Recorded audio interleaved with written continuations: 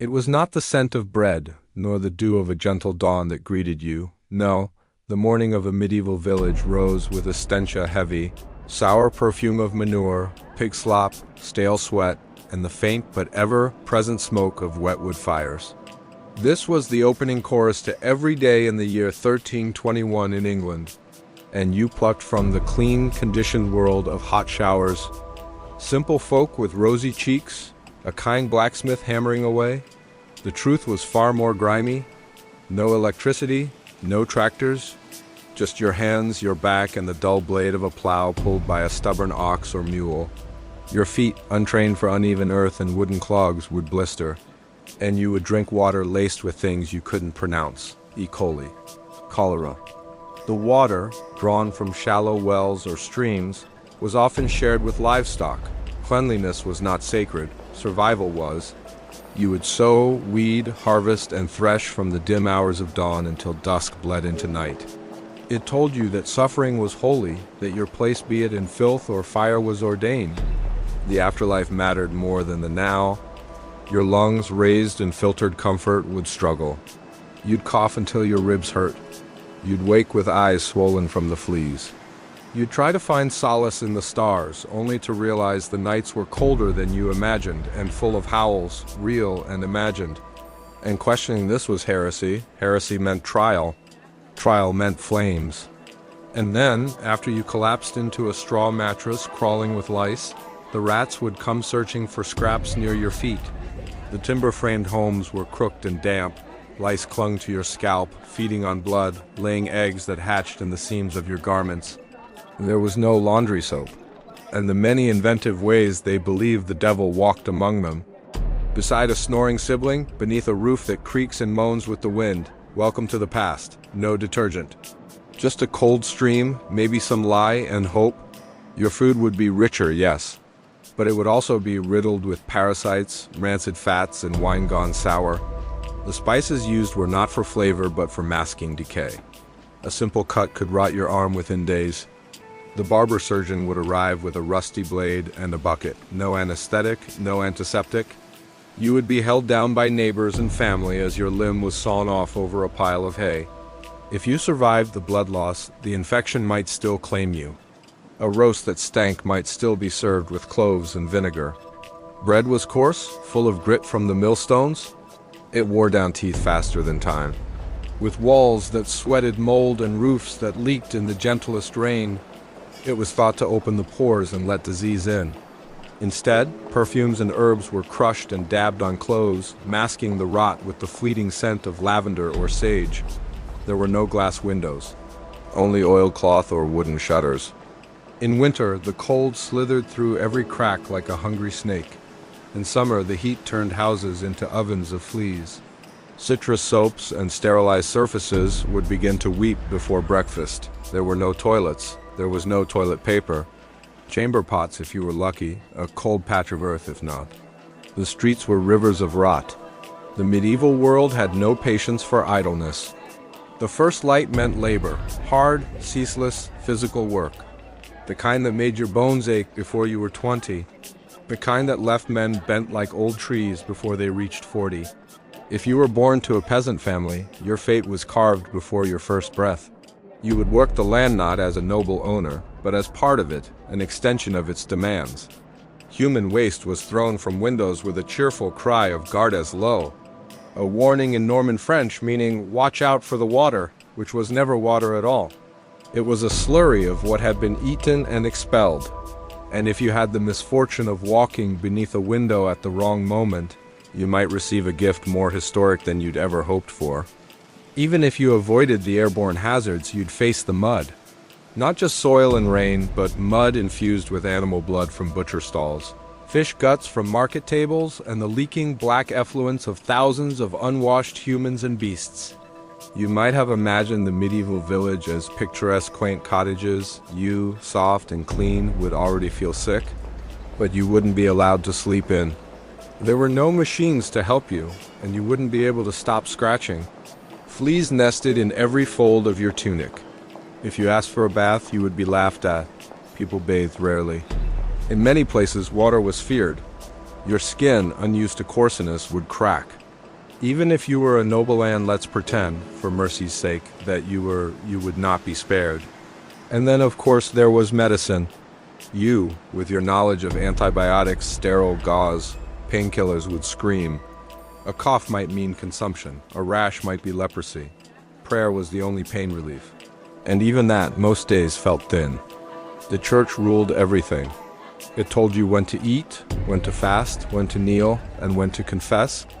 The air, so different from your air, was thick with wood smoke and dung and sweat. And this was just the village. Tomorrow we will step beyond the fences into the darker paths of medieval life. Punishment, plague, but tonight, rest if you can in your itchy straw bed. You've made it one day, barely? The hour is late, your candle burns low. Perhaps you should sleep. Yes, you must sleep. For when the night is blackest, the evil things awake. They stir in the shadows. They whisper in your ear. Is that a mouse you hear in the wall? A rat, perhaps? You can't tell. Memories of terror, grief, and loss. The Black Death is upon you.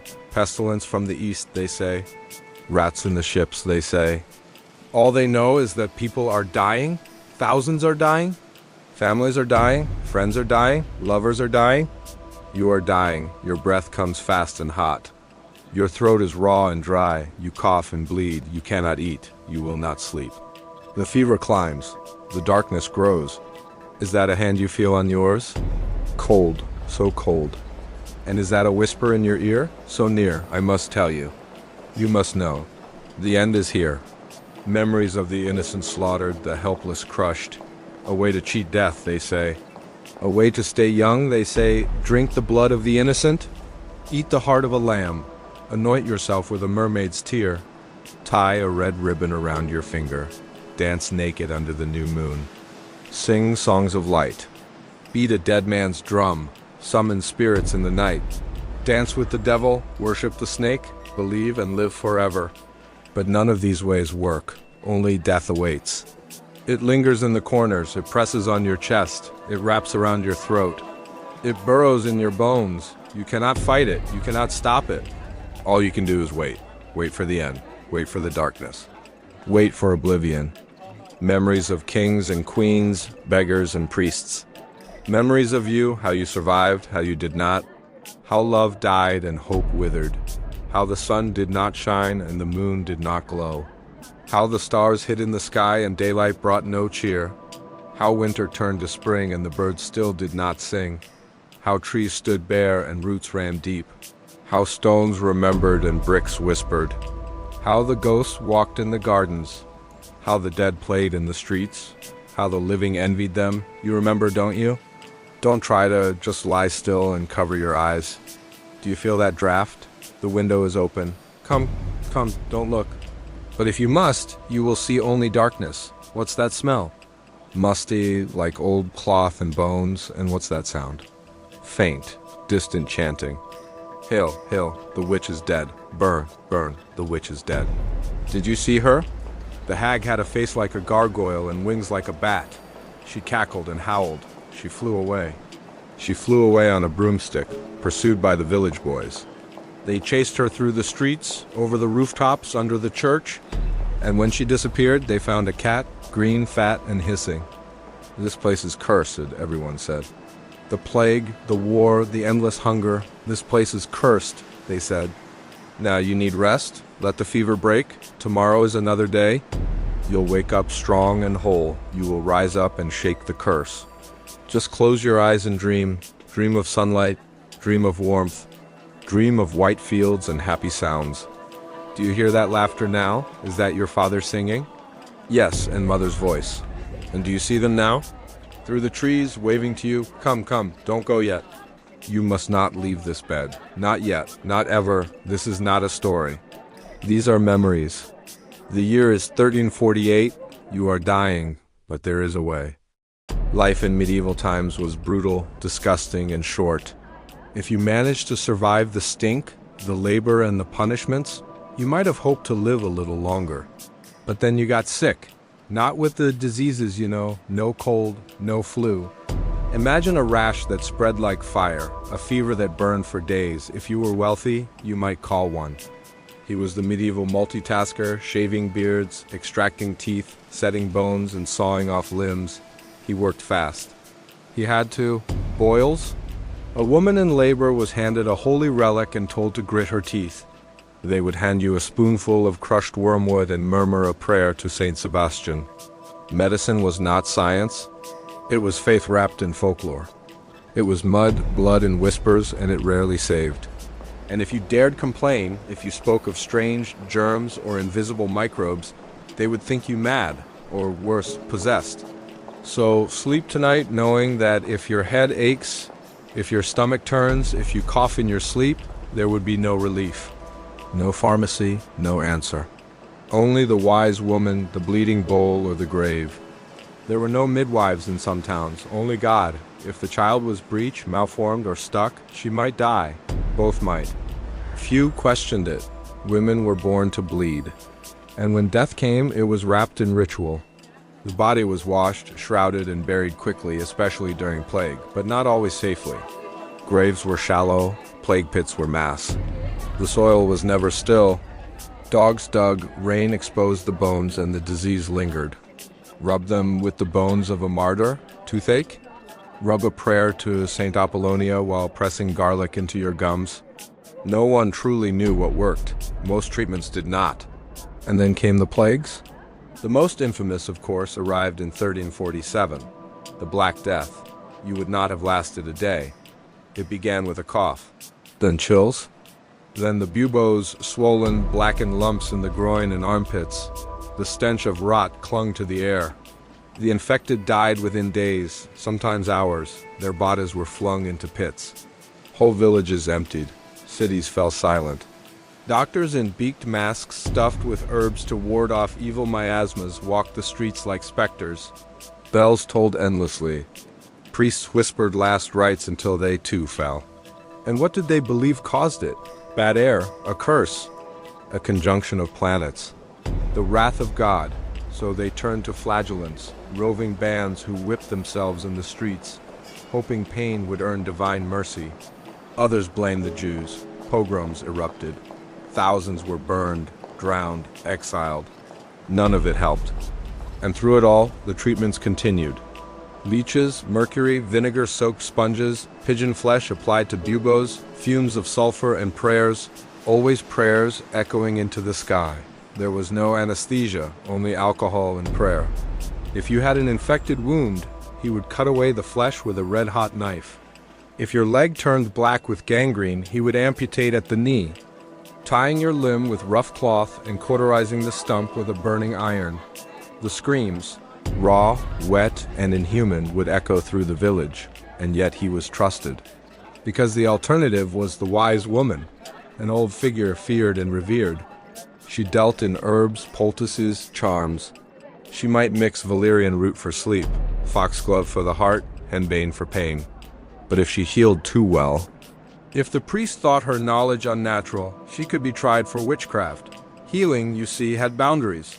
He would arrive in a long robe dyed dark to conceal stains and carrying a leather bag filled with metal instruments, dried herbs and vials of pungent oils.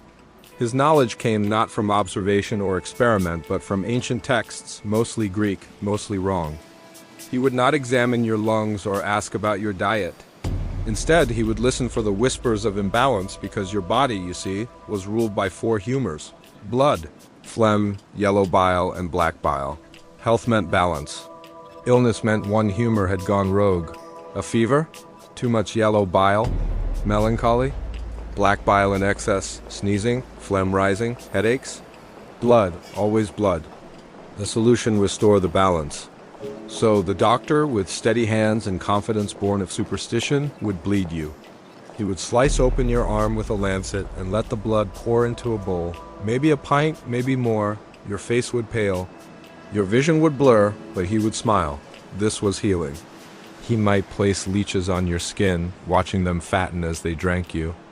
He might apply a poultice made of mashed beetles and sheep dung to draw out the sickness. And if your fever didn't break, you would be purged, given herbs to induce vomiting or diarrhea.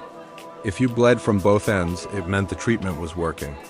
And if you died, well, the sickness was strong, but your soul was clean. a swollen lymph node the size of an egg. In medieval times, illness wasn't just an inconvenience. It was a prophecy.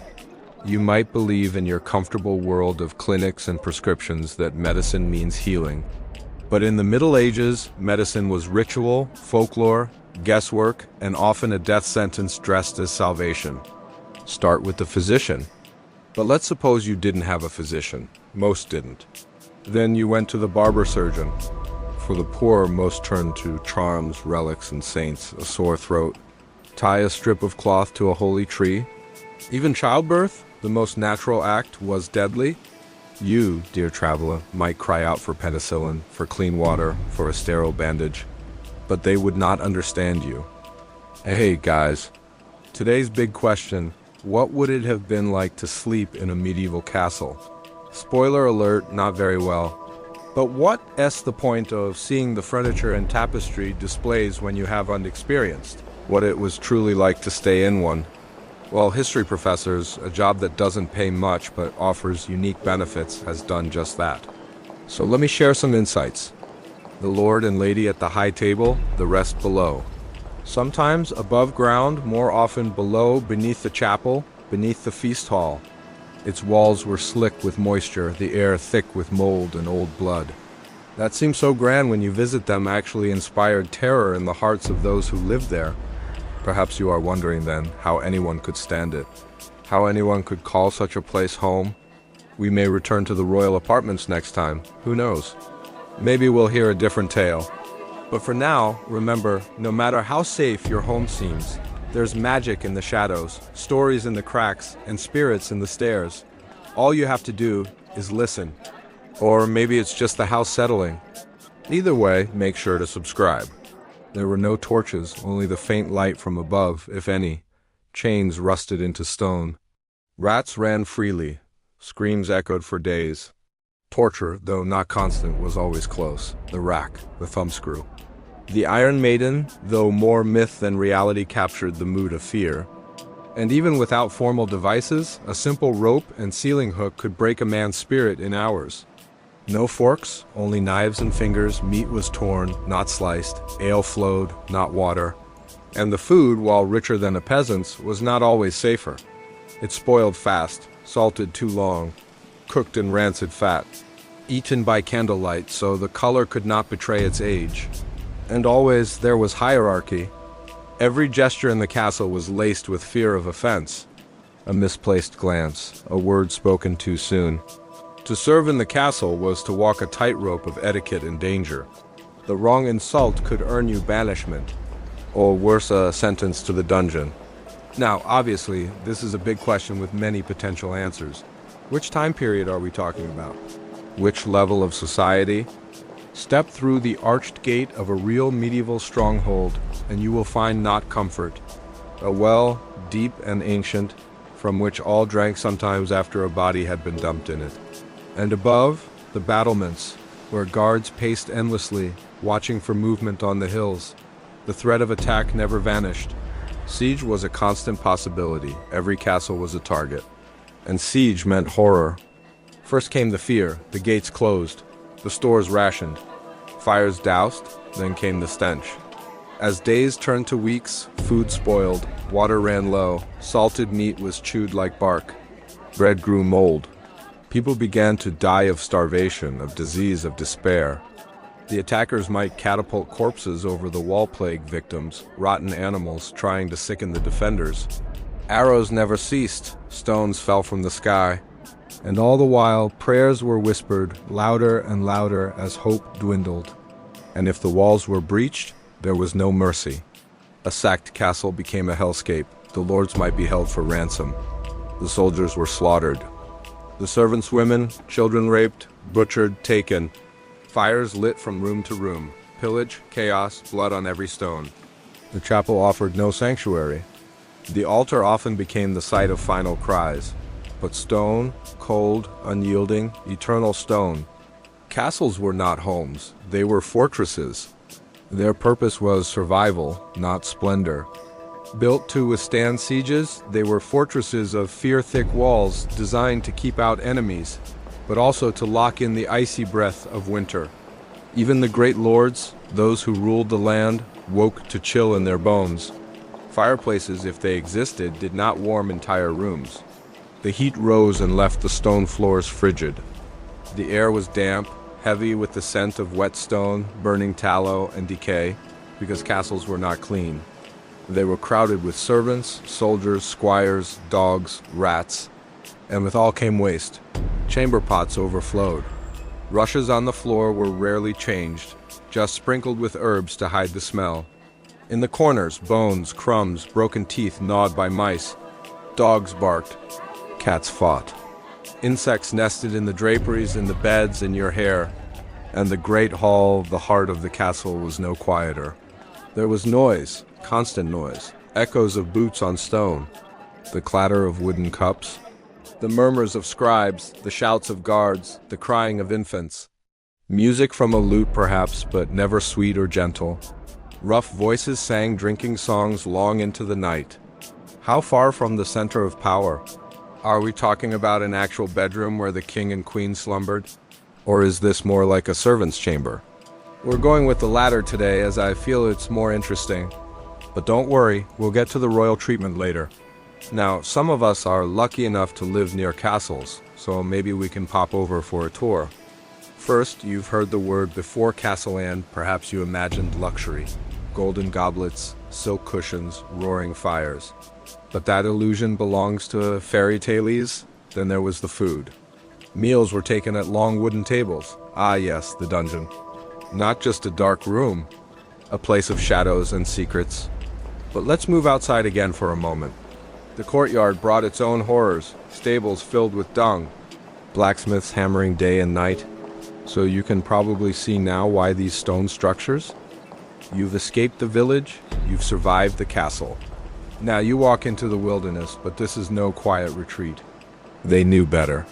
Beyond the edge of farmland, the forest belonged to older things. Wolves, bandits, spirits, but hunger drove them sometimes, or desperation. Just as it drives you now, perhaps you seek firewood, or escape, or a deer to kill. But know this, hunting in the king's forest was a crime punishable by mutilation or death. The royal forest laws were severe. Kill a deer without permission and you might lose a hand. Even gathering fallen branches was illegal in some places. The forest was not yours, it was his. And still, others entered not for deer, but for revenge. Outlaws, exiles, men who had stolen, killed, or merely crossed the wrong noble. They lived in the trees, slept in hollow trunks, emerged only at night. You might call them bandits. But to the people of the time, they were part of the woods, half men, half shadow, and they were hungry too. If they caught you alone, dressed in clean cloth, carrying a bag of bread, you would not last a minute. Your body would be stripped, your food stolen, your coin taken, your throat slit, maybe if they were kind. And if they weren't, the forest kept secrets, and there were worse things still. Wolves, not just stories, real, dozens, packs that roamed from village to village when winter came. Drawn by the scent of livestock, children, open wounds. Their eyes gleamed in the dark. Their howls pierced dreams. And if a man fell, sick or tired or just unlucky, the wolves would find him before dawn. You might fight. Swing a stick, shout, pray, they would not care. Bears roamed the high forest too. Wild boars with tusks like swords. And insects, thousands of them, swarming your face, biting, laying eggs in your scalp. Every step in the forest was war. And then, of course, came the stories. The trees were said to move at night. Entire groves shifting their roots. Some believed spirits lived in oaks. That if you touched the wrong bark, your soul could be taken. That lights will-o'-the-wisps lead travelers in circles until they drowned in swamps. That witches met beneath moonlight, dancing naked, chanting in Latin, conjuring demons with goat blood and mandrake root. You don't believe it, not really. But in the dark, your beliefs begin to falter. You remember the tales of green men, creatures neither god nor beast, of hags with hollow eyes, of travelers who vanished, their bones found years later, wrapped in ivy. The priest back in the village called them pagan nonsense. But he never entered the woods either, and then comes the night. You've lost the path, the sun has gone. The trees above you tangle into a ceiling. You light a fire, but the smoke chokes you. It draws attention. Eyes reflect in the dark. You hear twigs snap. Movement just beyond your reach. You try to sleep, but the ground is wet. Your blanket is crawling with mites. Your hands tremble. Your mind races. And the fear is not loud. It is slow, cold, patient. It seeps into your bones. You realize you are completely, utterly alone. In the medieval forest, you wouldn't last a day. And even if you made it out, even if you stumbled through mud and roots and managed to find a clearing, what waits for you on the other side may be no safer, because beyond the trees lies the battlefield. And there you won't just fear death. You'll smell it, wear it, stand in it ankle deep. So rest if you can among the tangled roots and haunted wind. Because tomorrow we march to war, and you are not ready. No place of calm. The medieval forest was not green and peaceful. It was dark, enchanted, deadly. To the people of the Middle Ages, the forest was not merely untamed. It was unholy, a vast, whispering unknown. A place where maps ended, where God's light barely touched the ground. Where rules, laws, and logic faded into shadow. And you, outsider, are now lost among its thorns. First comes the silence. Not the silence of peace, but of watching. The trees groan as if breathing.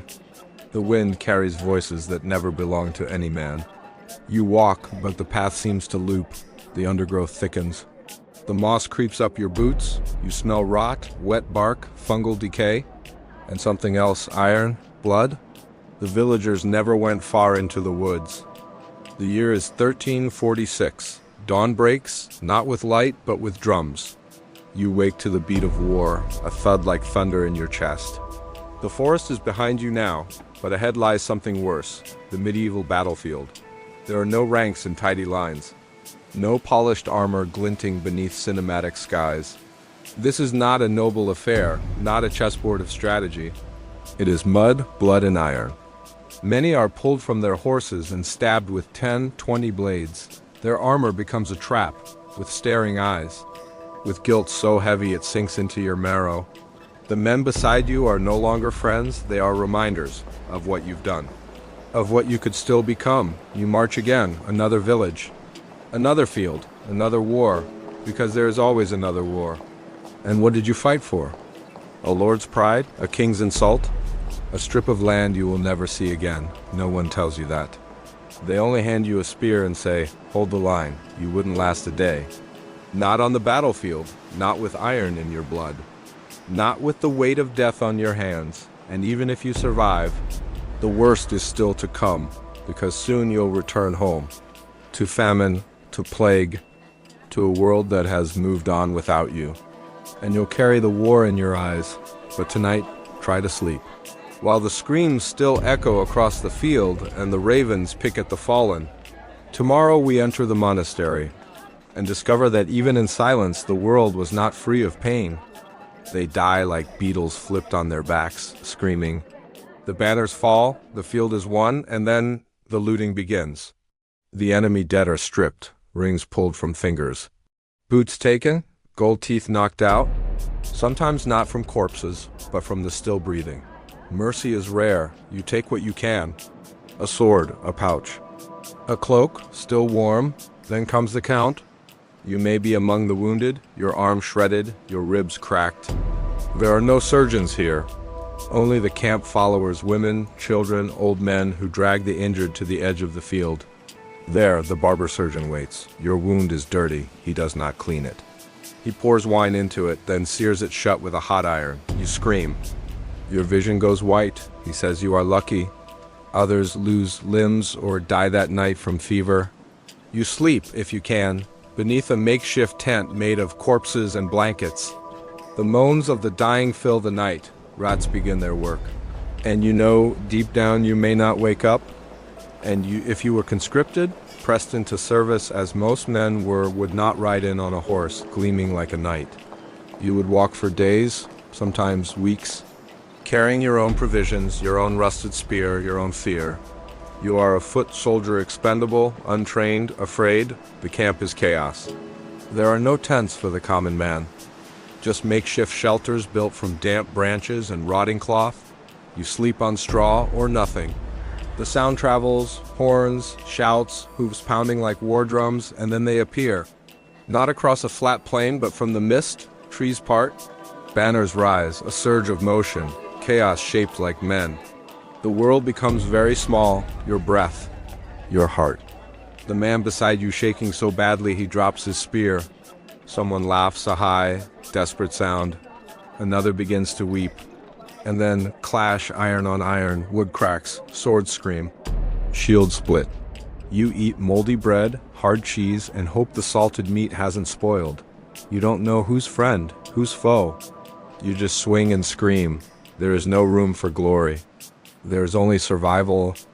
You jab your spear into cloth and feel it meet something soft, then hard, a rib. You don't know. The man collapses. You look down, his eyes are wide. Empty. You killed someone. No time to think. Another man lunges at you. You raise your shield, but too slow. His axe bites your shoulder. Not deep, but deep enough. You scream. You fall back. You can't breathe. Someone tramples your leg.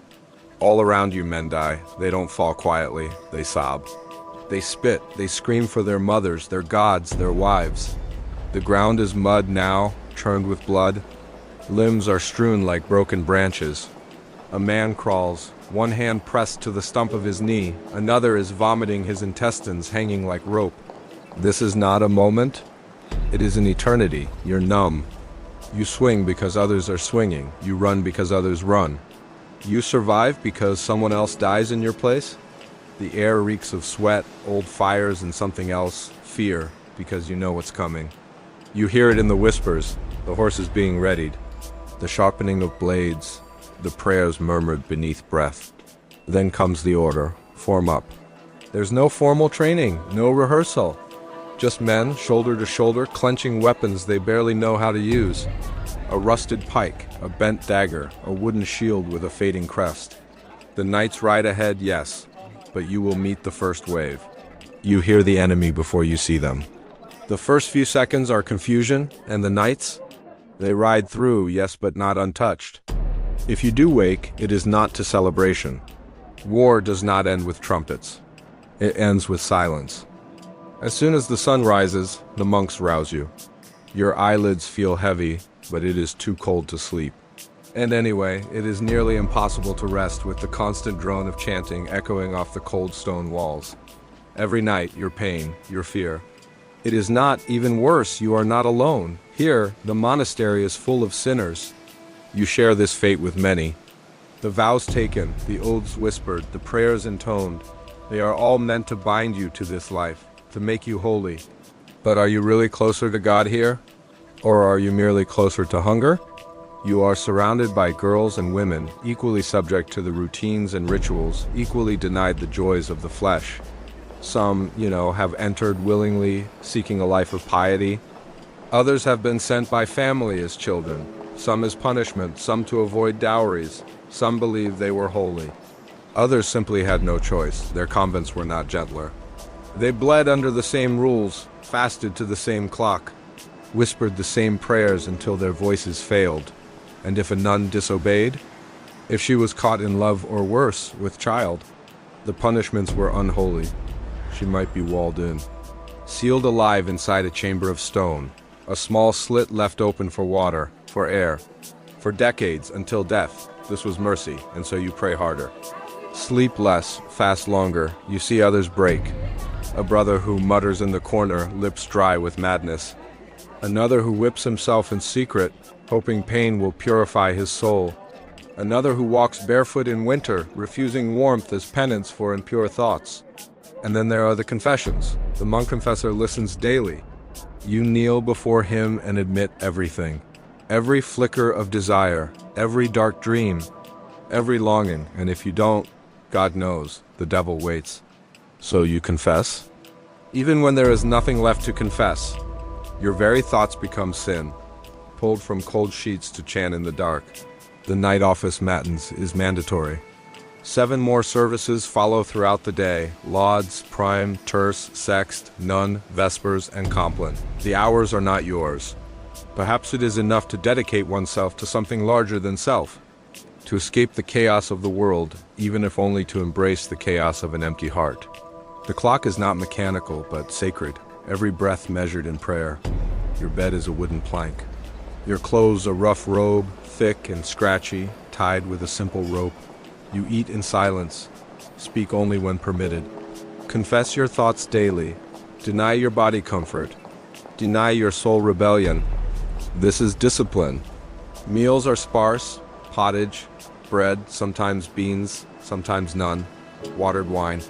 Never meat unless you're ill, and even then, only in small bites. The food is not meant to satisfy. It is meant to remind you that the flesh is weak. And weak it is. Your body aches from the cold stone floor where you kneel for hours, your knees blister. Your hands crack from scrubbing in the scriptorium. You are made to copy ancient texts, one letter at a time, in flickering candlelight. A mistake means starting again. Your fingers stiffen, your eyes blur. This is labor, but worse than the work. Is the silence total, absolute? In some orders, monks take a vow of silence. Days without words, weeks, only gestures, only nods, the human voice fades. You forget your own sound. Thoughts become echo chambers. And if your mind begins to fray, there is no outlet, no comfort, no conversation. Only God, after all. It is nearly impossible to rest with the constant drone of chanting echoing off the cold stone walls. You are in a monastery or perhaps a nunnery, surrounded by men or women who have dedicated their lives to God, to prayer and study. You watch them move like phantoms among flickering candelabers. Bent over ancient texts, faces half hidden in the shadows, you want to join them, to cast off the burdens of the world. But are you ready to pay the price? What does it mean to live a life of prayer? How much are you willing to sacrifice? Are you prepared to deny yourself? To deny your senses, to deny your history, your past, even your future? After war, after forest, after mud and fire and steel, you might long for peace, for stillness, for silence. And so you walk toward the stone walls of the monastery, a place of God, of learning, of calm. You believe, perhaps, that here there will be warmth, kindness, a refuge from the roar of the world. You are wrong. The monastery is not a sanctuary, it is a prison of devotion. From the outside it seems quiet, high walls, ivy curling over ancient stone. A bell that tolls with slow rhythm, marking time like a heartbeat. You pass through the gate and for a moment feel the illusion of serenity, but inside there is no freedom.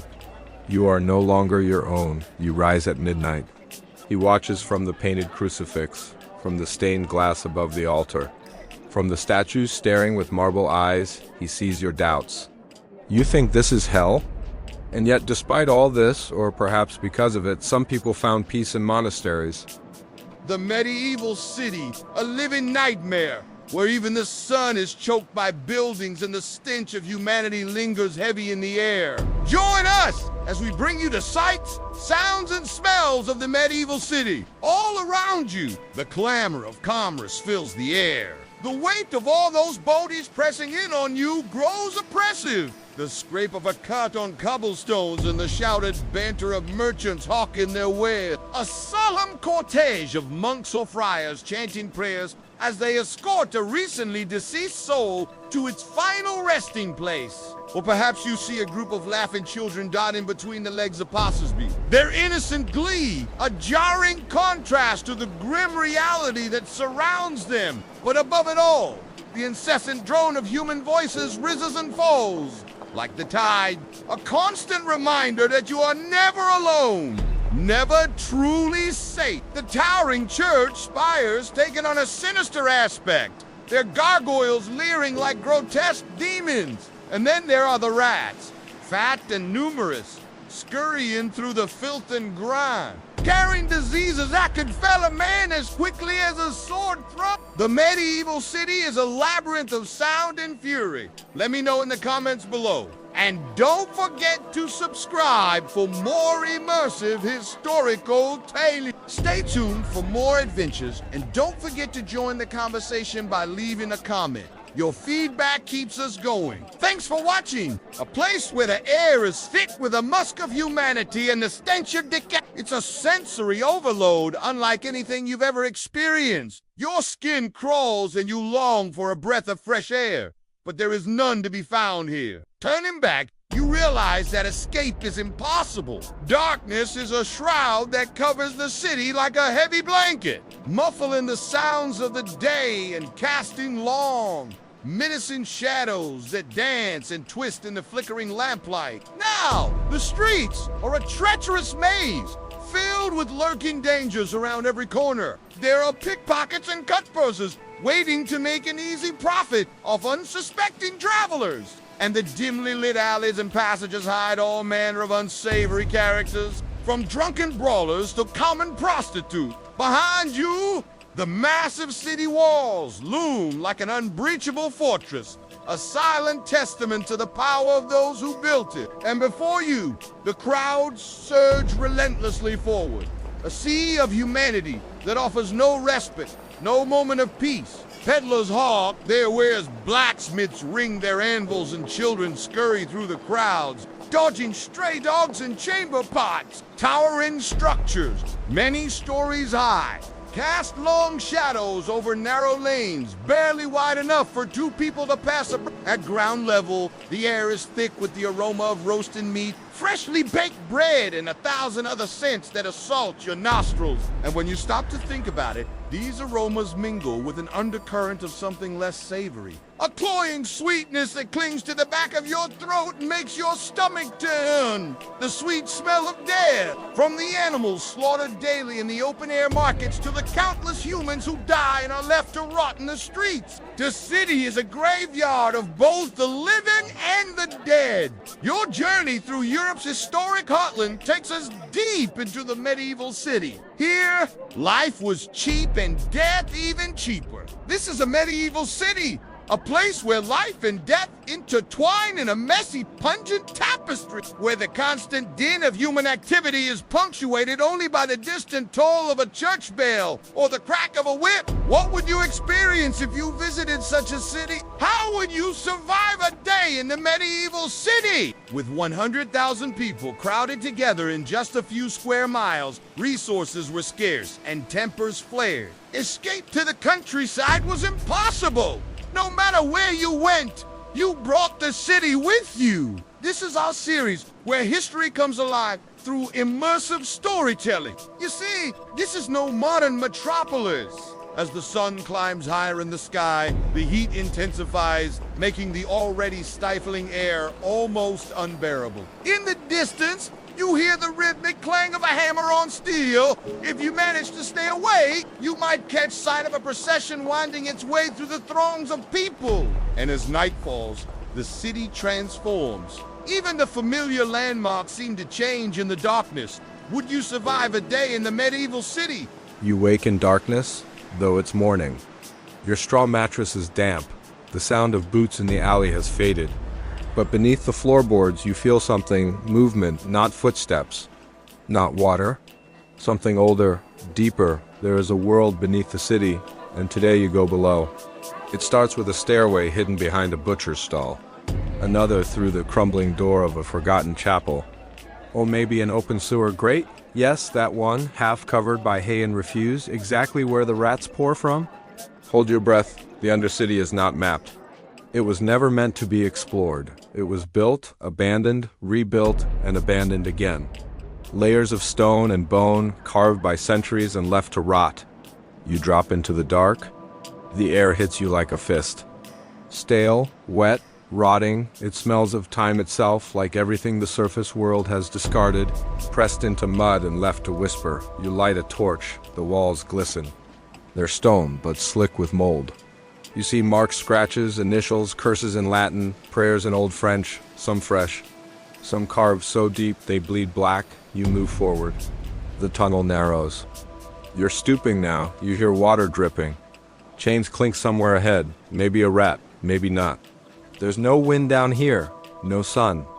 Only your heartbeat, your flame, and your doubt. And then you see the bones. Scattered at first loose ribs, a cracked femur, a tooth. But then a chamber opens before you, vast, round, lined from floor to ceiling with skulls, neatly stacked. Thousands of them. Empty eyes watching, you are in a catacomb. They say when cemeteries overflowed, they moved the bodies here, piece by piece. Clergy, peasants, nobles, all arranged in symmetrical death. Some marked with plaque states, names, sins, others just bones. You are not supposed to be here. But others come, pilgrims, cults, the desperate, the curious, some never leave. You press on. You pass a shrine, built from vertebrae and candle wax. Someone has left a charm-dried flowers, a child's shoe, a lock of hair. You do not touch it, you hear something behind you.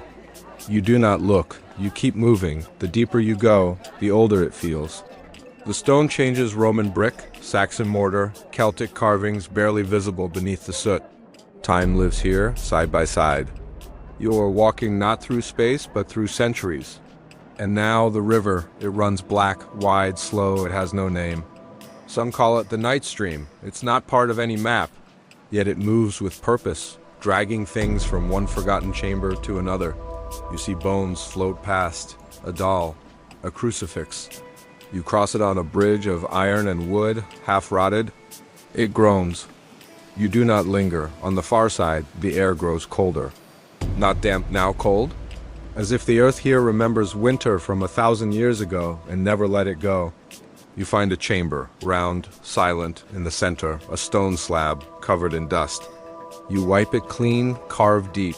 Here lies what should not be moved. You back away. You do not touch it. You are not the first to read that warning. You pass another tunnel. This one is blocked, not by rock or collapse, but sealed. Brick deliberately, plastered and painted with red symbols. Crosses, eyes, warnings, one word repeats. INFRA. Below what? You do not find out. You are lost now, truly, the torch flickers. The shadows stretch. You recognize nothing. The walls pulse with silence. And then, finally, you hear voices, whispers. They are not speaking any language you know. Old tongues, half familiar, Germanic, perhaps. Breton, one voice is chanting, one is crying, you freeze. And then they stop completely. You are not alone. You run through a corridor of broken archways, past pits, past ruins that were once foundations of something greater. The torch dies. You fall, you crawl, your hands find a ladder. You climb without looking down. When you reach the top, you're in a graveyard.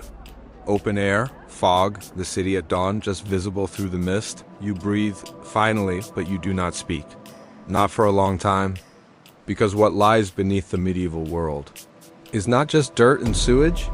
It is memory, pain, fear, places sealed not just for health, but for protection. You wouldn't last a day. Not with the sound of bones underfoot. Not with the feeling that something watches from beyond the torchlight. Not with the weight of time pressing from below. There are reasons those tunnels were forgotten. And reasons some things are buried. I feel sick, really, really sick. Like my insides are rotting. Yeah, me neither. Back then there was no such thing as antibiotics. No vaccines, no MRs, just leeching, lancing, bloodletting, enemas. I mean, if you made it past childbirth, you were lucky. The worst part, I can't even die. Those who didn't die thought that it was God's way of punishing them for their sins, which made everyone a bit, religious. Doctors had no idea what they were doing. Now, physicians were educated, but in the wrong things. They read ancient texts by Galen, Hippocrates, and Aristotle and took their word for it. They didn't observe things themselves. They didn't test things themselves. You live to tell the tale, but you'd never be the same.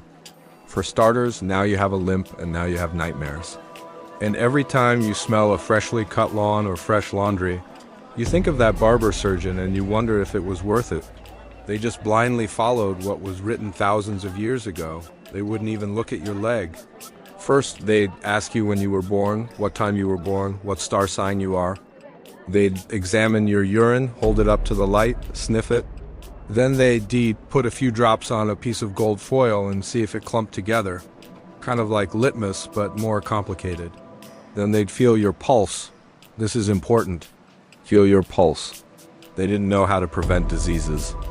crushed up and packed onto your leg, which smelled amazing. But if that didn't work, you'd get lanced or cauterized, meaning burnt, and that's kind of barbaric. Now, barbers weren't supposed to cut flesh, but they did anyway. And this was the guy who would cut off your limbs. He had no formal training, no degrees, but he had sharp knives. And normally he'd only operate if you were doomed anyway, like if you had gangrene. He'd set up shop anywhere he could, usually outside or on a cart or wherever there was shade. They didn't know how to treat diseases, cure diseases, or even diagnose diseases. He'd cut off the limb, then cauterize the area, all without anesthesia. But it wasn't that painful. Not as painful as what came after, though. That was the worst part. Once the wound was dressed, you'd be sent home with your stump, and the smell would linger for weeks, unless you had someone suck the poison out of you. But what if you survived? Well, you'd be left with a scar. And since you barely made it, you'd be considered touched by God. In fact, it was NT until 1880 when Dr. Ignaz Semmelweis came up with a very simple way of treating patients and saving lives. And that was just one of the ways. The Middle Ages was just one of the ways. Okay, you fell into a bog, got bit by mosquitoes, malaria, the plague, whatever. You need to get to a hospital. Oh yeah, big fan of hospitals, huh? What about a doctor? For starters, you'd be lucky to find a real doctor because most of those went to medical school, which was run by the church where they studied ancient Greek texts rather than human cadavers. Basically, their knowledge of anatomy was outdated. I mean, they believed you had 4 stomachs like a cow and that you needed 4 humors to be healthy, which consisted of blood, phlegm, yellow, and black bile. And if any of those humors were out of whack, you were sick. The most popular treatment for anything was bleeding, whether you had a fever, a cold, a cough, a broken bone, or even a mental breakdown. They'd drain your blood. Well, then they'd amputate a finger, a toe, sometimes your entire leg. If that didn't work, they'd lance your boils, scrape your skin, hit you with a malaria parasite. I mean, they did whatever they could to save your life. Oftentimes, these treatments would actually kill you. I mean, even getting a cavity filled was a death sentence. The mortality rate for anything and everything was insanely high. The theory was that by taking some of your blood, you'd get rid of the humor that's causing the problem. And what if your blood wasn't the problem? I mean, just take the bubonic plague, for example, which killed over 25 million people, half of Europe's population. You'd start off by going to see a physician. If you're still alive, you'd be given herbs, usually wormwood, yarrow, or sage. Now, if the wound gets infected and turns black, you'd probably die, but if you weren't so lucky, you'd end up seeing a barber surgeon. The procedure itself, well, you wouldn't remember much of it, so count yourself lucky. You know what is the most terrifying thing in this world? Poverty, war, hunger. No. In the Middle Ages, the most terrifying thing is staying silent. You hear a bell before you see the crowd. It's noon. The sun is out, but no one smiles. Townsfolk gather in the square. Children sit on shoulders. Merchants close their shutters. Everyone is watching something or someone. You are drawn forward. At the center of it all stands a wooden platform. Upon it, a stake, coiled ropes, iron chains, a bucket of water, a black hood. This is not theater. This is justice. But in the Middle Ages, justice is not blind. It watches you. It tests you. It bleeds you. And it rarely forgives. Someone is dragged forward. A young woman barefoot, bruised, face gray with fear. The crowd murmurs, someone spit. She's accused of theft, or adultery, or witchcraft. The charges barely matter. What matters is what happens next. The bailiff reads the sentence aloud. The priest offers last rites. She whispers a prayer, and then the ropes tighten. The flames are lit. The crowd cheers. This is the medieval courtroom. Public, brutal, final. No jury, no lawyer, no appeal. Because justice here is divine. If you are innocent, God will protect you. And if not, you burn. There were 3 main types of judgment in this world. Trial by ordeal, trial by combat, trial by authority. None are kind. Ordeal by fire is simple. You are told to carry a red-hot iron across a distance sometimes 3 feet, sometimes more. Your hand is wrapped in linen, sealed, and washed. If after 3 days the wound shows no signs of infection, you are declared innocent. But if pus seeps through, you are guilty and punished accordingly. Others walk barefoot across coals. Some must retrieve a stone from boiling water. One slip, one scream, one blister, and God has spoken. And then there's ordeal by water. They tie your hands, weigh your ankles, and lower you into a river or well. If you sink, you are pure God has accepted you. If you float, you're in league with the devil. You are pulled out, coughing, soaked, only to be burned alive. Many drown, even more are executed after surviving. And then the most dramatic of all, trial by combat. It is not a game. 2 people, 1 claim. A disputed dead, a land dispute, an accusation of murder or rape. The judge declares that truth will be revealed through strength. God will give victory to the innocent. Swords are drawn, maces, axes, sometimes fists, wrapped in bone. There is no mercy, no referee, no pause. The loser dies, or is dragged away and hanged for his crime if he lives long enough to feel the noose. Sometimes you may even hire a champion to fight in your place, a mercenary who swings the blade for gold. But if he loses, you still pay the price. Blood and guilt are tied together in this world, and justice must be seen. That's why executions are public. Why the square is always full. You may watch a man hanged at dawn, his legs kicking for half an hour before stillness, or see a thief's hand cut off, then nailed to the city gate as warning. And torture, that's not punishment. That's investigation. The rack, the wheel, thumb screws, the pair of anguish, the iron boots, all used to extract truth, and truth is whatever stops the pain. Confessions are made under agony. People admit to flying with devils, to consorting with beasts, to crimes they've never dreamed of, because anything is better than one more turn of the screw. And women, they fare no better. Midwives are widows suspected. A woman who knows herbs, who keeps to herself, who does not bear children, she is a witch, and witches burn. No defense, no proof. A neighbor's word is enough. You once refused to lend eggs. You once scolded a crying child. You once prayed in a different tongue. Now you are tied to the stake, and the crowd gathers. It is not personal. It is order. It is look. It is how a society without mercy keeps peace. So you stay silent. You stay hidden. You avoid looking men in the eye. You do not speak out. You do not protest when a friend disappears into the jail. Because to speak out is to be noticed. And to be noticed is to be judged. You wouldn't last a day.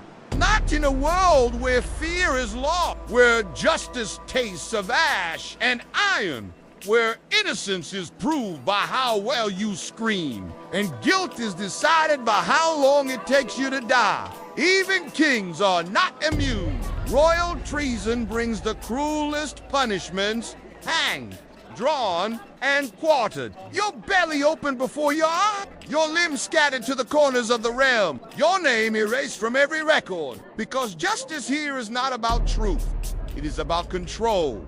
And tomorrow, if you survive, you'll be called to serve your Lord in a different way. Not in court, but on the battlefield. And there the blade is quicker, but no less cruel. The priest smiles, Father Benedict, kindly and meek. How many times have you sat at his confessional? How many sins absolved? Oh, he knew your sins. Not with force nor might, but with fear and doubt. By turning neighbor against neighbor, king against queen, father against son, he knew them all, didn't he? He always did, and so you trusted him, you poured out your heart. You begged for absolution. He listened, patiently, indulgently as God might, and then he would forgive you. as God might, or was it merely his ruse? To win your trust? For when the axe fell, it was swift. And there was no confession, no absolution. Only the surprise of steel, cold and sharp, severing head from body. And Father Benedict stood smiling beside you, or perhaps in front of you. Was that the smile of God? Of a fanatic? Of a serpent? That same smile you had seen 1,000 times, heard 1,000 times in prayer, now mocked you in death. And this wasn't one man. It happened again and again. Across the realm, the killings spread. First came the whispers, then the shrieks. Where were God's servants? Where was God himself? Did he sanction such cruelty? Or was he as pleased with this massacre as with the salvation of souls? Were these holy men sent by God or by Satan? Were they judges or executioners, justice or revenge? Who could say? For they judged all alike. Duke or pauper, peasant or priest, young or old, male or female, bond or free, it mattered not. They came for all. And death came bearing gifts. Severed heads displayed on pikes, impaled bodies hung on gibbets, flayed skins stretched on walls, bones cracked and scattered on cobblestones. It was a grim harvest, and the reaper wore the face of God. What was this madness, you ask yourself? There was talk of heresy, of false prophets, of forbidden arts. You had heard it before, when fanatical fervor took hold of men. How easy it was to point a finger and scream sorcery. Witchcraft. A familiar face, a neighbor's wife, a traveling peddler, an old crone. Accusations flew, envy, twisted tongues. Fingers pointed, neighbors spied on neighbors, lovers betrayed lovers. Friends sold friends, sons accused their fathers. Servants their masters, brothers their kin. And all for land, for gold, for God, or maybe just for sport. But this fervor had a life of its own. It grew, spreading darkness across the realm like a plague. People stopped praying to God. They began to pray against the devil. And you found yourself swept along. You went to mass, to sermons, to trials. You watched as the accused writhed in pain, confessed, renounced, implored, blasphemed, damned. And you cheered, because wasn't this cleansing the world? Wasn't this purging the realm of evil? Or were you merely a beast, baying at the moon? Because when the frenzy passed, there was nothing left but silence and the ruins of lives. And the question remained, what had you done? What was this thing you had unleashed? And that is how man conquers. You survived war, but now you face something far more powerful. The church, not a building of stone and candles, but a force, a presence. They are taller than castles, more ornate than palaces. Their spires stretch like fingers reaching toward heaven. They are built over decades, even centuries, by hands that bleed from the labor. Inside, they are dark and cold, real, a pit of fire, eternal suffering, screams without end, a lake of boiling pitch, demons with barbed whips, snakes in your throat, worms in your eyes, and if you sin never once, you might end up there. Unless you confess, unless you do penance, unless you obey. Even your thoughts are not your own. Lust is sin. Anger is sin. Pride is sin. Despair is sin. And there are so many sins. You cannot remember them all. Gluttony, greed, wrath, sloth, envy. Even laughter can be dangerous. Too much joy is to be quiet. The world is full of suffering. Joy must be modest. Pleasure must be hidden. Because God is watching, and so are his servants. Monks, friars, inquisitors. The Inquisition has begun in whispers.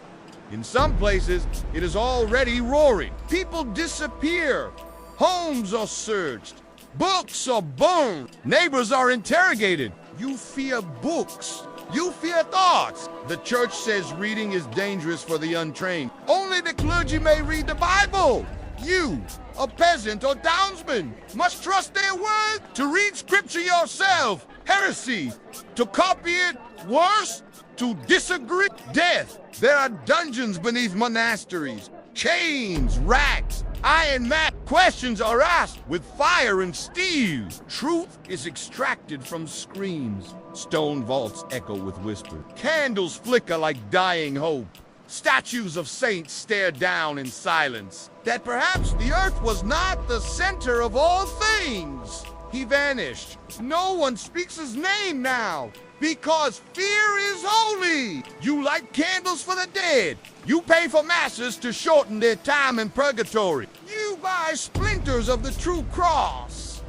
You drink water said to be touched by saints. You wear relics around your neck, because without the church, you are lost. And yet, beneath all this piety, you see the contradictions.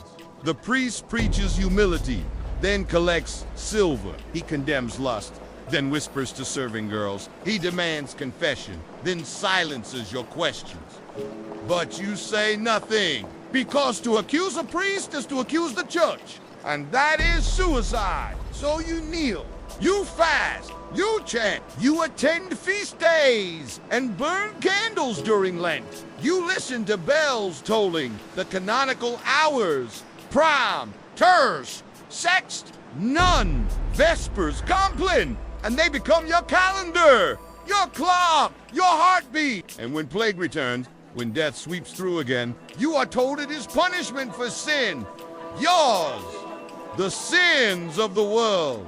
You weep and beg and you flagellate yourself in the streets. You watch children bleed from their noses. You bury your wife in a pit behind the chapel. And still, you believe, because belief is the only thing you have left. You wouldn't last a day. Not in a world where your soul is a contractor, your faith a weapon, your salvation a commodity, where silence is safety and questioning is damnation. Even kings bow to the church, even lords kiss the ring, even popes fall, but only when replaced by others. There is no rebellion, no protest. Not yet. That will come centuries later, whispered first in German, then shouted in Latin, then nailed 2 doors. But now, in this time, you walk in shadow. Your soul hangs on parchment sealed with wax, and the hand that holds it does not tremble. Every Sunday, you kneel on cold floors and listen to a sermon you cannot understand. It is in Latin, but you nod. Anyway, you bow. You crossed yourself. You whisper words passed from mouth to mouth, generation to generation, because not knowing could damn your soul. To question the church is to risk more than censure. It is to risk a vast and eternal power that wraps itself around every waking moment of your life. You rise with the bell. You sleep with prayer. You buy indulgences with coins you don't have. You are told your child died because of your pride. Your crop failed because you missed mass. Your cough is punishment for lustful thoughts. The church sees all. It records up and it owns all. Tithes are taken from your harvest, 10%, sometimes more. Not paying is not an option. The bailiff arrives with armed men. The priest watch. You hand over your grain, your eggs, your chickens. God demands it. But the priest eats well. You see him in embroidered robes, riding a fine horse, dining behind closed doors. You do not question it, because he holds the keys to heaven. He also holds the records, births, deaths, marriages, baptisms. All are written by his hand. You are not real until he says so. And if he crosses out your name, you are as good as dead. You eat with guilt. You speak with fear. For in this world, sin is not private. It is public. Measured, recorded, punished. You are born into sin, and you will die in it unless the church says otherwise. The great cathedrals pierce the sky. You confess sins you don't remember. You are told that hell is real, not a metaphor, not a distant place. Once a man you knew, a stonemason, spoke of the stars. He said they moved with purpose. Your sentence is read out. Death by hanging. Sounds simple, right? Just like in the picture books, except here, you are not a character. Here, you are a problem. One, the city needs solved. You're taken out of the holding cell, dragged through winding corridors, shoved through heavy doors. The air outside smells sweet with wood smoke and roasting meat. Birds tweet in the trees, children laugh. Above it all, the crowd's murmur reaches you. As you approach the square, a hush falls. People press closer. Men, women, children, lords and ladies. Even the priest stands watching with a somber expression. The executioner smiles. He wears a pretty mask, white as bone, grins painted on either side. On his belt hangs an axe and a black bag. At his feet is a ladder. At its base, a block of wood. Your hands are tied behind your back. The rope bites into your flesh. The executioner gestures to the ladder. With a kick of his foot, he sends it sliding. The crowd gasps. He pulls a lever.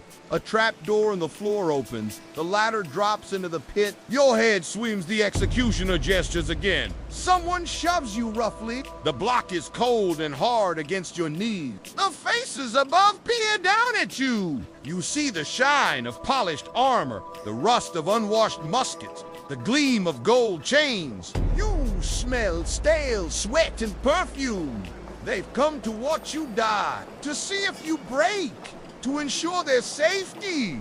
For some, it's entertainment. The executioner beckons. You kneel on the block. Your legs ache.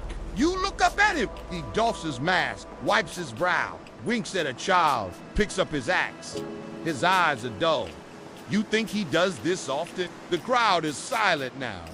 Only the wind disturbs the quiet. It whistles between the buildings, rattles the flags. You close your eyes. The sun is warm on your face. You remember laughter. Home hearth mother's lullaby. You were 7 years old. The world was kind then. You open your eyes. You meet the gaze of a girl. She cannot be more than 10. Her dress is fine. Her hair elaborately braided. She holds her father's hand. He squeezes it tight. The little girl looks away. The executioner lifts his axe. The crowd leans forward. Now he brings it down. Not on you. The axe lands on the block beside you. You flinch. The crowd murmurs. The executioner strokes his beard. He likes this part. It's called the dread. The people stood. You remain still. The executioner glances at the crowd. Back at you. He shrugs. The girl's father squeezes her hand again. She turns to him, mouth open. He covers her eyes with his arm. The executioner picks up a hammer. Tap. He drives a nail into the block. A second nail. Third. He steps back. He lets the people watch. He taps a fourth nail, but this one goes into your chest. The girl shrieks. Her father curses under his breath. You don't feel the nail? Fear has numbed you. The executioner pulls back the rope from your neck. It's time for the noose. You rise, unsteady on your feet. The crowd parts as you walk toward the center. The executioner ties the knot, double knot, triple knot, a final flourish. He straightens it, admires his work. He turns to the ladder. The trap door has been fixed. The lever's wound. He climbs the ladder. As he disappears from view, he calls down. Ready?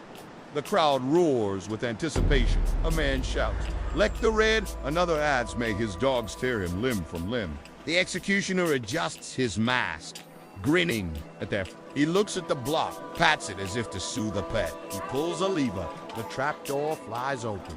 The ladder drops. You feel nothing! The crowd gasps. The girl screams again. Her father grips her tighter. His face is grim. He covers her ears with his gauntlets. This is not for children! The executioner jumps into the pit. He throws in your cloak. He throws in your boots. He throws in your heart. You aren't dead yet! The crowd cheers, drinks, laughs. The executioner climbs out of the pit. He takes off his mask. He bows to the nobles. "Well done," says the Lord. "Another victory for the crown," adds a lady. They clap. The priest shakes his head. "A soul damned," he whispers. He crosses himself. The executioner ignores him. He picks up his axe and moves toward the ladder. He pauses, looks down at the pit. He shrugs. He exits through a side door. They wake you at dawn, a bucket of cold water in your face. A guard barking orders, chains clinking, you do not speak. You do not plead the crime? Heresy, witchcraft, rebellion. They tie you to a wooden post. They pile kindling at your feet. They pour oil on your legs, then the torch. The flames lick your skin. The heat climbs. You scream. You beg for smoke to come, to fill your lungs and end it. But the wind shifts and you burn alive. In Paris, a heretic once took an hour to die. The crowd stayed the whole time. You already confessed truth or not, and now your fate is sealed. There is no lawyer. First, you are hanged but not to death, cut down while still alive, then castrated. Your organs removed and burned before your eyes. Your stomach slit open, your entrails pulled like ropes from your body. Then, finally, the axe. Your limbs are cut, your body divided. Your head displayed on a spike over the gate, a warning, a message. Do not rebel, do not speak, do not disobey. In England, they left heads to rot on London Bridge. Crows pecked the eyes. Flesh shriveled in the sun. The river mist rolled in, and the skulls grinned down at the boats. And still, the people came to watch, because death was not private, it was public theater. The same way a tournament drew crowds, so did a hanging. The same way a fair had jugglers, so did the square have fire and rope. Some criminals were boiled alive, others placed in iron cages and left to starve. Some tied between horses and torn apart. And yet, not all executions were for crime. Some were ritual, political, a warning for future generations to wear the wrong colors, to speak the wrong language, to write the wrong words. Was to gamble with your breath? And what of the executioner, the man who swung the axe? He is not a villain in your eyes. He is a worker, a public servant, paid a wage to kill efficiently. He sharpens his sword. He knows where to place the blow. If he misses, the crowd groans. He must strike again and again. Until your head comes free, he holds it up by the hair. The people cheer. You wouldn't last a day, not in a world where death is a spectacle, where justice is vengeance, where innocence means nothing and survival means silence. Here, punishment is power and fear is policy. No appeal, no jury, only a scribe with a feathered quill and a block of parchment. He writes your name, your crime, and one final word. Executed. You are dragged from the cell, blinking at sunlight for the first time in weeks, maybe months. It burns. Your eyes weep. The warmth feels like a lie. And then you hear them, the crowd. Hundreds gathered in the square. Children on shoulders, merchants with snacks, a juggler tossing apples. The smell of roasted meat and sweat, it's a holiday. Because your death is a show, the platform stands tall at the center. Wood stained dark with rain and blood. A rope dangles. The executioner waits hooded, patient, almost bored. The gallows creaks in the breeze like it remembers all the others who danced before you. You are marched through the mob. Some jeer. Some spit, some throw rotten fruit. But others just watch, blank-eyed, chewing bread. You are today's diversion. A distraction from the hunger, from the war, from their own quiet desperation. It doesn't matter if you're guilty. You are condemned, and that is enough. The priest waits at the foot of the scaffold. He offers a final prayer. You mumble an answer. You do not understand the Latin. He doesn't wait, then you climb. Step by step. Your legs weak. Your knees trembling. The rope swinging beside your head like a pendulum. The executioner ties your wrists. Then he pulls the noose around your neck. It itches. Too tight. You cannot breathe, but that's the point. He steps back. The crowd quiets. A drum roll, and then the drop. Your feet fall out from under you. There is no floor. For a moment you are weightless. Then the rope jerks. If you're lucky, your neck breaks instantly. But luck is not with you. Instead you hang. The noose tightens, your body thrashes, your legs kick. Your mouth opens, gasping for air that will never come. Your eyes bulge. Your bladder releases, your heart pounds, then falters, then stops. Minutes pass, only then are you cut down, your body tossed onto a cart. No funeral. No coffin, no headstone, you become bones in a ditch. But your story is not the only kind. In some cities, they don't use a rope, they use fire, burning at the stake. Some executions were worse, hanged, drawn, and quartered, used for traitors. You would not last a day as a medieval peasant. You'd be dead in less time than it takes to watch this video. Here's why. You wake before the sun, because it isn't a choice. Your fingers are swollen, calluses crack on your palms, your knees are raw. You slept on straw, beside your wife, your children, and the fleas. Read from the pulpit. Interpreted for you whether true or not, you learn through stories, gossip, and pain. You've never traveled more than 10 miles from your home. The next village might as well be the edge of the world. Because leaving the manor without permission is illegal, you are tied to the land. Even if it floods, even if it burns, even if the Lord raises taxes until you cannot breathe.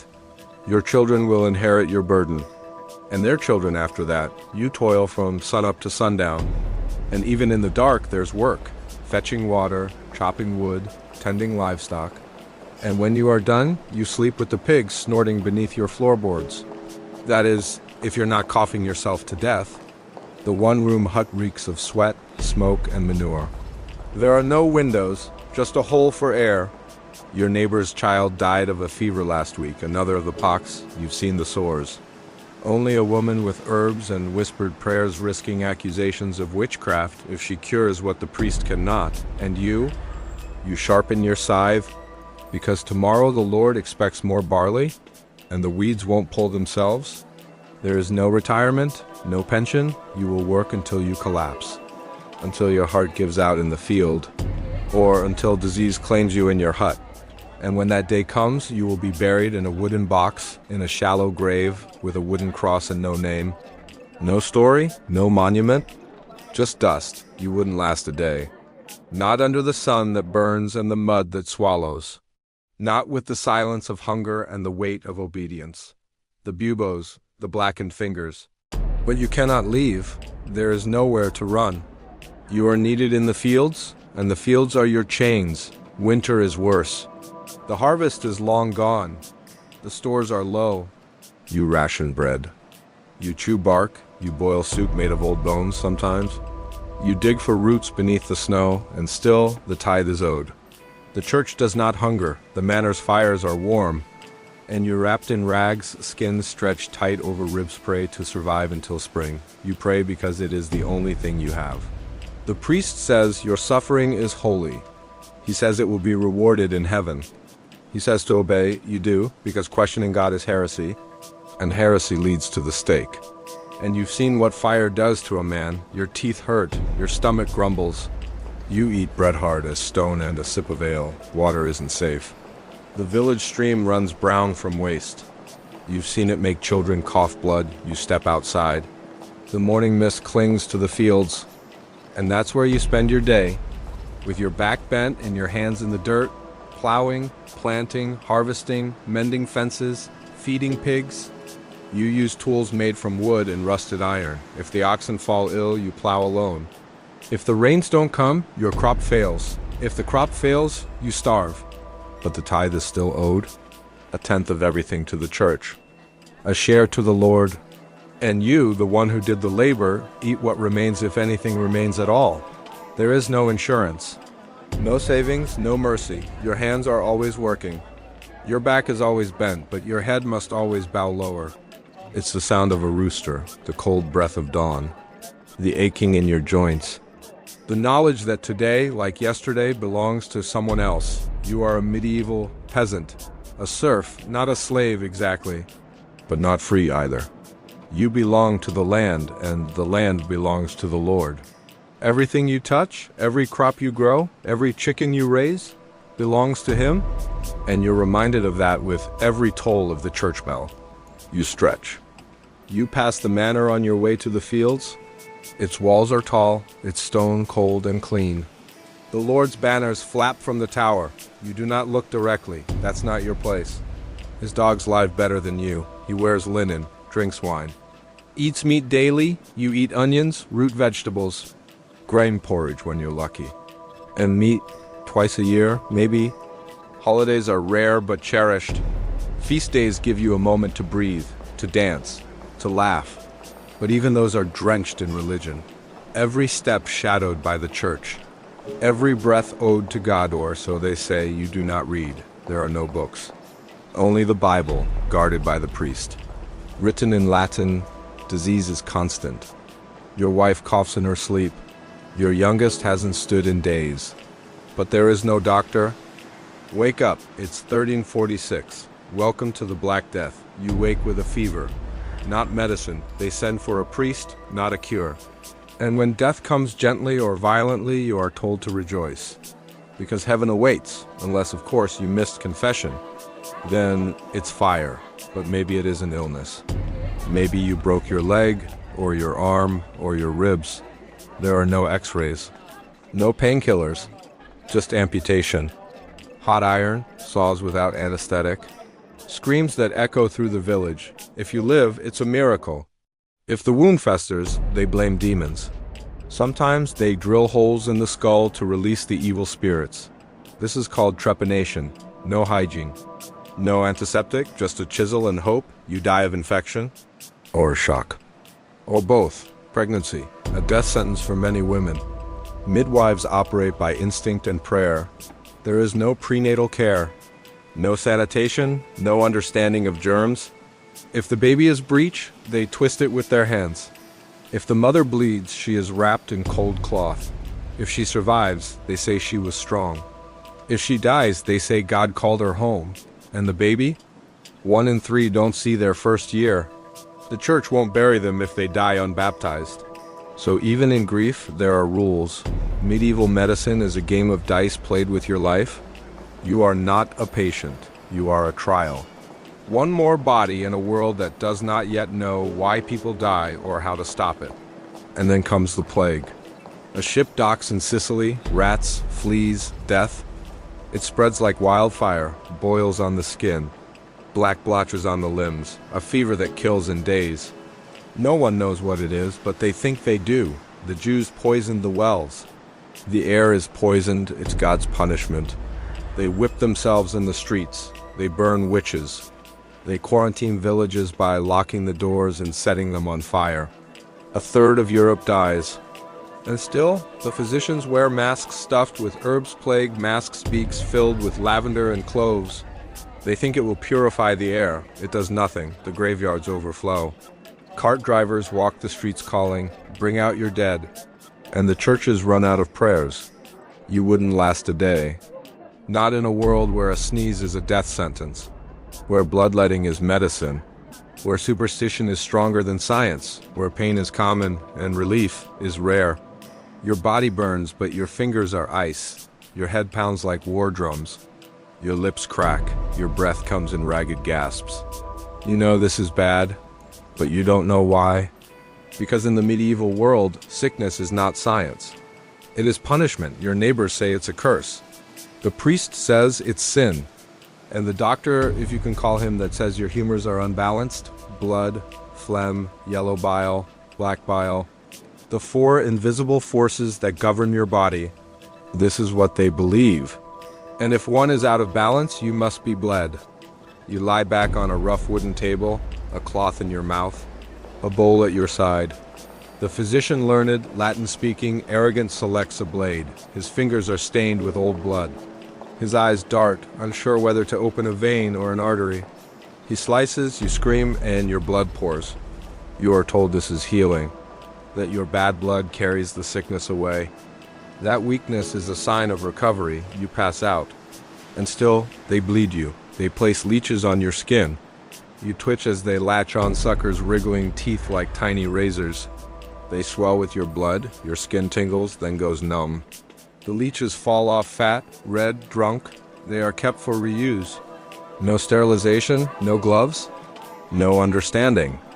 Only rituals passed down through dusty scrolls, copied by monks in flickering candlelight, misunderstood for generations. They offer you a poultice of ground worms and pig dung. They smear crushed emerald on your tongue. They wrap your chest with old herbs, moldy, dry, and when your fever does not break, they blame the stars or the devil or you. Perhaps you didn't pray enough. Perhaps you broke Lent, perhaps your ancestors were cursed. But science? There is none. Anatomy is banned. The dissection of corpses forbidden. You die by the hundreds, and still they guess. The church hoards knowledge like relics, books locked in monasteries, secrets written in languages only a few can read, and even if they could, the books are wrong, based on theories from the Greeks, from Galen, from centuries before, not tested, not proven, just trusted, and no one dares question them, because to question the ancient texts is to question God, so they continue boiling roots, chanting prayers, binding limbs with vinegar-soaked rags. And when your illness spreads to others, they blame the wind, or the Jews, or women, or the poor, anyone but the system, anyone but ignorance. You cough blood, your gums swell, your vision blurs. They give you a crucifix to hold. This story is part of a series. It begins with a whisper, a neighbor, a rival, days pass, or is it weeks?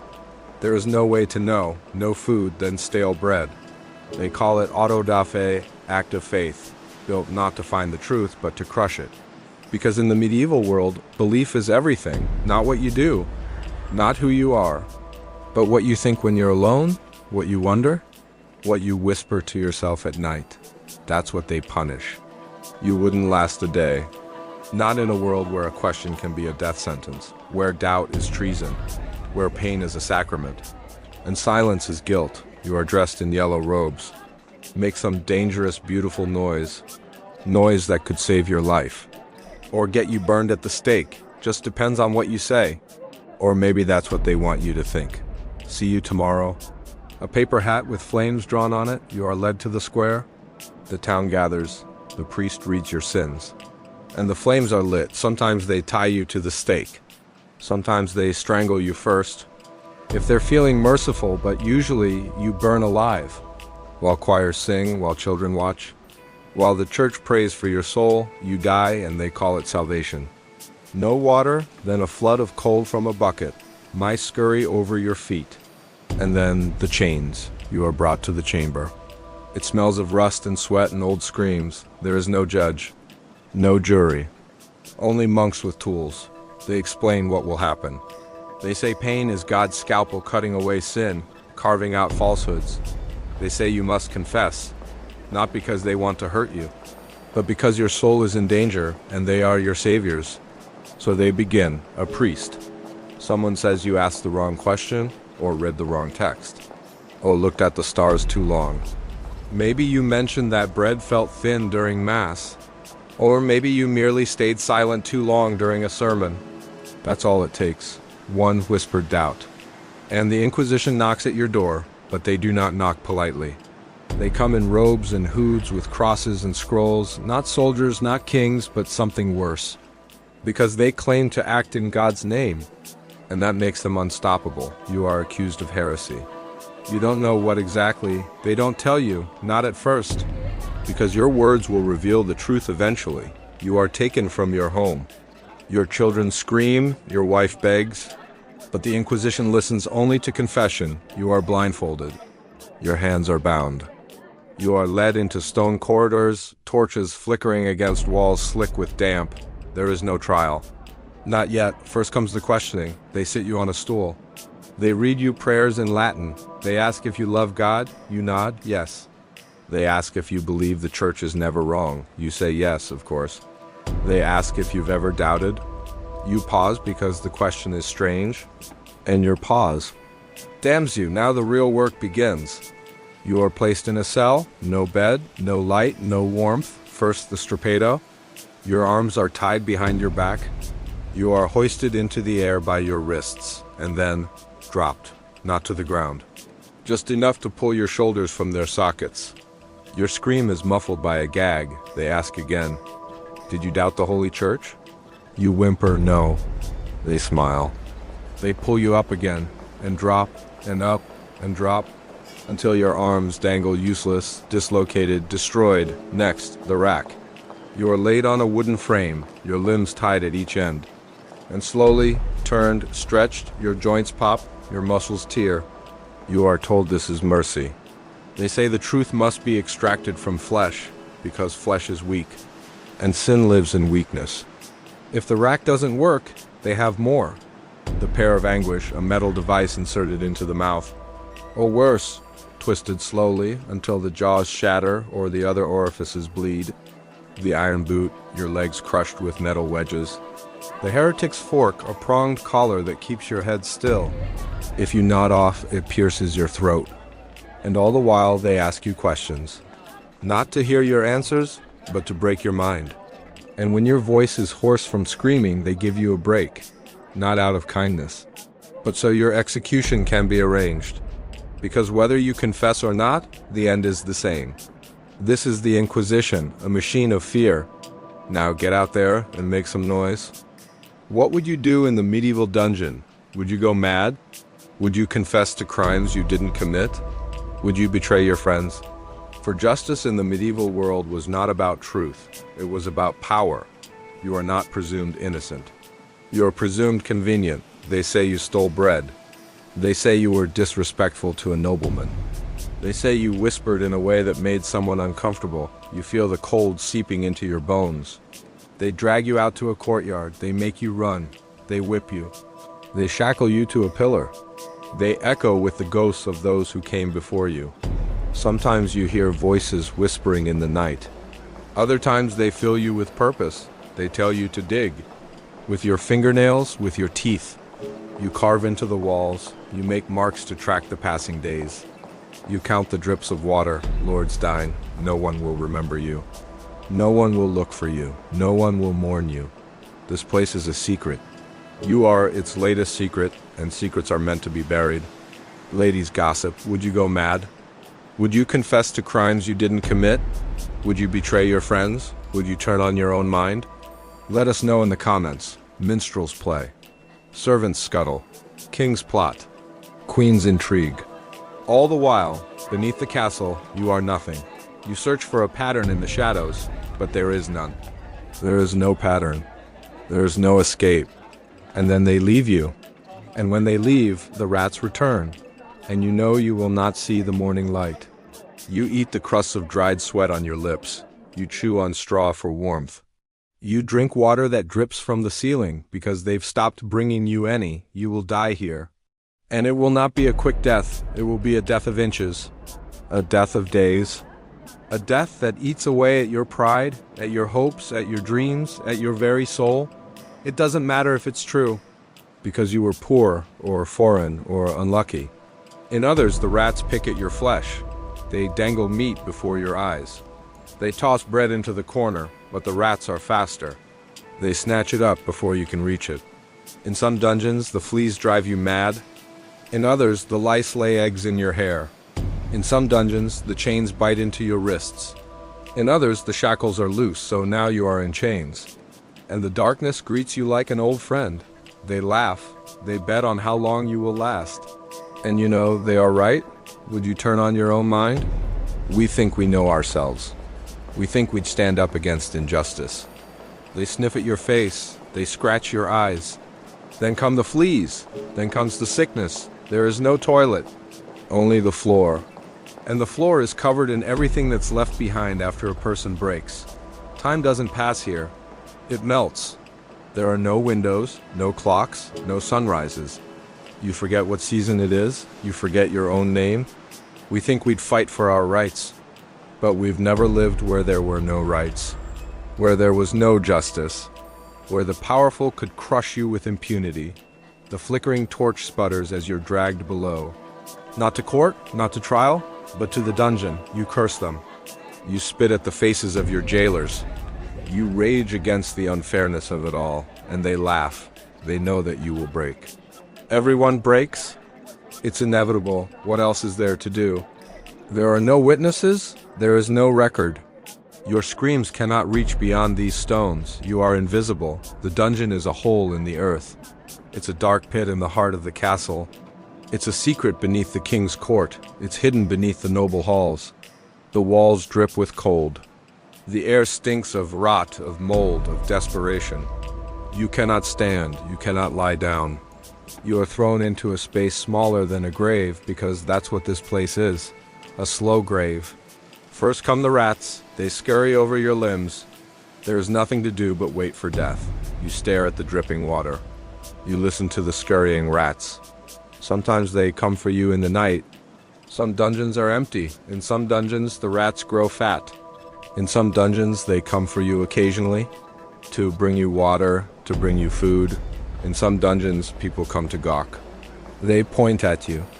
And all the while, above you, the castle goes about its business. And all the while, you know one thing.